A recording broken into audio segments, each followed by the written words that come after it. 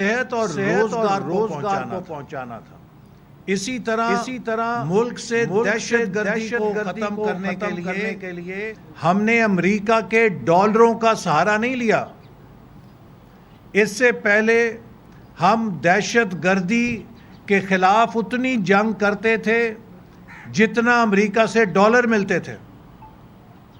ہماری حکومت نے، نواز شریف صاحب نے مسلح افواج کو بلینک چیک دیا کہ آپ کی جتنی ضرورت ہوگی ہم اپنی ضرورت سے کاٹ کے آپ کو پیسہ دیں گے، مگر ہم نے دہشت گردی کو شکست دینی ہے۔ پوری قوم کو کھڑا کیا دہشت گردی کے خلاف۔ نتیجہ یہ ہے کہ پاکستان پرامن ملک بنا، پاکستان کے کھیل کے میدان بحال ہوئے۔ وہ پاکستان جس کو the most dangerous country in the world کہا جاتا تھا، وہ دنیا کی ٹاپ 5 ٹورسٹ ڈیسٹینیشنز میں شمار ہونے لگا۔ اور مجھے وہ منظر آج بھی یاد ہے کہ جب قذافی اسٹیڈیم میں PSL کا فائنل ہو رہا تھا تو پاکستان ونز ٹوڈے کے پوسٹر کھڑے کیے گئے اور ہمارے قوم کے لوگوں نے ہاتھ سے لکھ کر وہاں پوسٹر کھڑے کیے کہ دہشت گردی ہار گئی، پاکستان جیت گیا۔ وہاں پہ ہم پاکستان کو لے آئے تھے۔ لیکن پھر جو سیالکوٹ کا واقعہ ہوا ہے اور اس قسم کے دوسرے واقعات پچھلے 3 سالوں میں کیے گئے ہیں، اس نے ہماری کوششوں پہ پانی پھیر دیا ہے۔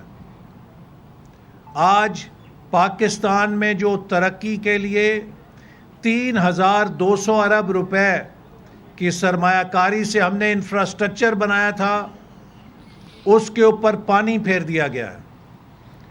29 ارب ڈالر کی سرمایہ کاری سے جو سی پیک کا انفراسٹرکچر کھڑا کیا تھا، جس پہ 40 ارب ڈالر کی اسپیشل اکنامک زونز میں انویسٹمنٹ تیار تھی آنے کے لیے، اس پہ پانی پھیر دیا گیا ہے۔ آج بدقسمتی سے 1971 کے بعد پاکستان لوئسٹ ایب کے اوپر کھڑا ہے۔ 1971 کے حادثے کے بعد پاکستان سب سے لو پوائنٹ کے اوپر کھڑا ہے، پستی کے اوپر پہنچا دیا گیا ہے۔ معیشت برباد ہو گئی ہے، معاشرت آپ نے سیالکوٹ میں دیکھ لی ہے، سیاست انتشار میں جھونک دی گئی ہے، اور سفارت یہاں پر ہے کہ ہندوستان کشمیر اچک کر لے گیا ہے، اور ہم خاموش تماشائی بن کے، جو ہم نے سرینا اسلام آباد میں ٹائمر لگایا تھا جو گھنٹے اور دن گنتا تھا، وہ بھی خراب ہو چکی ہے مشین۔ تو جس ملک کے طاقت کے یہ 4 پہیے ہوتے ہیں، معیشت، سیاست، معاشرت اور سفارت، آج یہ 4 پہیے پنکچر ہو چکے ہیں۔ تو ہم کیسے توقع رکھتے ہیں کہ ہم پاکستان کی خود مختاری کا دفاع کر سکیں گے؟ آج اس حکومت نے صرف زندہ رہنے کے لیے، وینٹیلیٹر پہ چلنے کے لیے، پیسے لینے کے لیے جو بین الاقوامی معاہدے کیے ہیں، وہ پاکستان کی خود مختاری کو سرنڈر کرنے کے ڈاکومنٹس ہیں۔ وہ نیشنل ساورنٹی کو سرنڈر کرنے کے انسٹرومنٹس ہیں۔ آج اگر ہم پاکستان کو خود مختار ملک کہیں تو ہم خود کو دھوکہ ضرور دے سکتے ہیں۔ کاروبار چلانا کوئی آسان کام نہیں ہے، 100 خرچے، 100 ضرورتیں۔ میرے بینک کی لاجواب سروسز نے ہر مرحلے پر میرا کاروبار جمانے میں میری بڑی مدد کی۔ بینک الحبیب آپ کے کاروبار میں ہر قدم پر آپ کے ساتھ ہے۔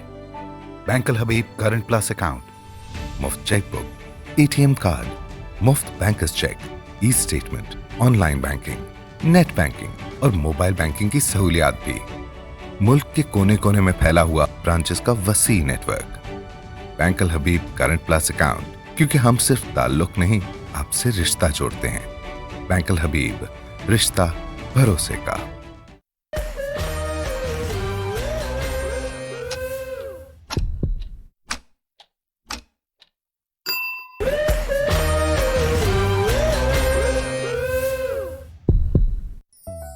Bridge Power Batteries. Quality forever. اسی لیے آپ ہمیں ووٹ دیں. زویا جی آپ اپنے بال سنبھالیں. الیکشنز، گرمی، پسینہ کہیں ان کی شان و شائن نہ بگاڑ دیں. بال سنبھالیں گے، شان سے شائن بھی کریں گے. سنسلک بلیک شائن، اس میں ہے 5 نیچرل آئلز زیتون کے تیل کے ساتھ. چاہے گرمی ہو یا پسینہ، یہ دے آپ کے بالوں کو up to 24 hours shine. Bridge Power Batteries. Quality forever. آج پاکستان کو جس ہتھیار کی ضرورت ہے اس ہتھیار کا نام ہے قوت اخوت عوام. یہ وہ ہتھیار ہے جو پاکستان کو دوبارہ کھڑا کر سکتا ہے، اور مسلم لیگ نون اسی ہتھیار کے ذریعے پاکستان کی تعمیر نو کرنا چاہتی ہے. ہم نے 2013 اور 18 میں پیپلز پارٹی کی سندھ کی حکومت اور کے پی میں پی ٹی آئی کی حکومت اور پنجاب میں مسلم لیگ نون کی حکومت میں کبھی فرق نہیں کیا تھا، چونکہ ہم قوت اخوت عوام پر یقین رکھتے تھے. ہم نے نیشنل ایکشن پلان کے اندر انہیں بھی اکٹھا کیا جو کنٹینر کے اوپر کھڑے ہو کر ہمیں گالیاں نکالتے تھے. ہم نے سی پیک کے اندر سب کو اپنے ساتھ بیجنگ میں لے جا کے کھڑا کیا اور پاکستان کا مقدمہ سی پیک میں سب کے ساتھ مل کر پیش کیا، چونکہ ہم قوت اخوت عوام پر یقین رکھتے تھے. آج یہ حکومت پاکستان میں جس طرح کا انتشار پیدا کر رہی ہے، سیاسی انتشار پیدا کر رہی ہے، فکری انتشار پیدا کر رہی ہے، نظریاتی انتشار پیدا کر رہی ہے، اس سے پاکستانی قوم تقسیم در تقسیم در تقسیم کے عمل سے گزر رہی ہے. ہمیں کسی دشمن کی ضرورت نہیں ہے. پاکستان کے ترقی کے سفر کو، پاکستان کی یکجہتی کے سفر کو ختم کرنے کے لیے 2018 سے پہلے جھوٹی خبریں پھیلائی گئیں، جھوٹے وعدے کیے گئے، پاناما کا ڈرامہ کیا گیا، اور ہنستے کھیلتے پھلتے پھولتے پاکستان کو آج ایک بھوکے لاچار پاکستان میں تبدیل کر دیا گیا. اس بات کی اجازت ہم نہیں دیں گے. پاکستان کے مالک پاکستان کے عوام ہیں. پاکستان کے مالک پاکستان کے خلاف سازشیں کرنے والے نہیں ہیں. مسلم لیگ نون پاکستان کی ماں ہے. ہم پاکستان کے ساتھ یہ کھلواڑا نہیں ہونے دیں گے، اور لاہور کے عوام نے ایک بار پھر ثابت کر دیا ہے کہ پاکستان کے عوام کی آواز کو نہ طاقت سے دبایا جا سکتا ہے، نہ نوٹوں سے خریدا جا سکتا ہے. 3.25 سال جتنی مسلم لیگ نون کی کردار کشی کی گئی ہے، جتنی نواز شریف صاحب کی کردار کشی کی گئی ہے، جتنی مسلم لیگ نون کے خلاف زہر گھولا گیا ہے، پاکستان کے عوام نے اسے ردی کی ٹوکری میں پھینک دیا ہے. چونکہ لوگ سمجھتے ہیں کہ یہ سب جھوٹی الف لیلا کی کہانیاں ہیں. جھوٹی الف لیلا کی کہانیوں پر جھوٹے مقدمے بنائے گئے، اور ان مقدموں کے ذریعے ہمیں جیلوں میں ڈالا گیا. لیکن فتح الحمدللہ اللہ تعالیٰ نے ہمیں دی، چونکہ وہ جھوٹے مقدمے عدالتوں کے سامنے جا کر جھوٹے ثابت ہوئے. تو آج پاکستان کو ہمیں انتشار سے نکال کے دوبارہ یکجہتی پر لانا ہے. ہمیں پاکستان کو گالیوں کی سیاست سے احترام کی سیاست پر دوبارہ لے کر آنا ہے. ملک کو سنجیدہ اصلاحات کی ضرورت ہے. پاکستان کو جہاں پہنچا دیا گیا ہے اسے سیریس ریفارمز کی ضرورت ہے. اگر ہم نے गाली गलोच की सियासत जारी रखी तो फिर पाकिस्तान को एक खूनी इनकलाब से कोई नहीं रोक सकता। ये भूखे नंगे अवाम, ये बिफरे हुए नौजवान फैक्ट्रियों को लूटेंगे, बड़े बड़े मोहल्लात को लूटेंगे। मुल्क के अंदर ऐसी अनारकी पैदा होगी जिसका हम अंदाज़ा नहीं कर सकते, चूँकि दुनिया में हमने सबसे ज़्यादा ओवर स्पीडिंग करके अपनी आबादी में इजाफ़ा किया है। जिस ओवर स्पीडिंग से आबादी में इजाफ़ा किया है उसी हिसाब से हमने मईशत को तरक्की नहीं दी, बल्कि हम मईशत को अंडर स्पीडिंग पे ले आए हैं।